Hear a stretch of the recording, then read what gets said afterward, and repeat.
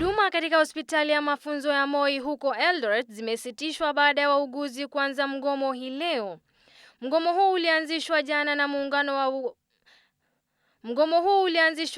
na muungano wa wauguzi waliosema kuwa wanakosa vifaa vya kutosha vinavyostahili kwa matibabu. Kulingana nao, wanapata ugumu kufanya kazi bila vifaa hivyo, ikiwemo mitambo ya kuhifadhi mili katika mochari. Wawakilishi wa wodi wa muungano wa CORD wanaoshukiwa kumfurusha Magerer kwa nguvu kutoka jumba la Orange hii leo wameandikisha taarifa katika kituo cha polisi cha Kilimani hapa jijini Nairobi.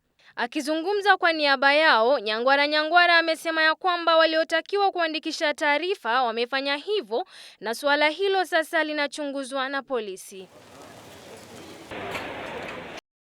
Kwingineko, kinara wa chama cha ODM Raila Odinga pamoja na gavana wa Nairobi Evans Kidero wameahidi kufidia hasara iliyowakumba wafanyabiashara wa soko la Toi baada ya mkasa wa moto jana usiku uliosababisha hasara kubwa. Mali ya thamani ya takriban shilingi milioni 10 iliteketezwa kwa moto huo. Akiwahutubia wafanyabiashara hao, Kidero amesema ya kwamba serikali ya kaunti ya Nairobi itatoa shilingi milioni 5 ili kusaidia wafanyabiashara hao kuanza upya biashara zao. Na hatimaye mwenyekiti wa kundi haramu la Mombasa Republican Council Omar Mwamnwazi na washtakiwa wenzake 11 wameachiliwa huru.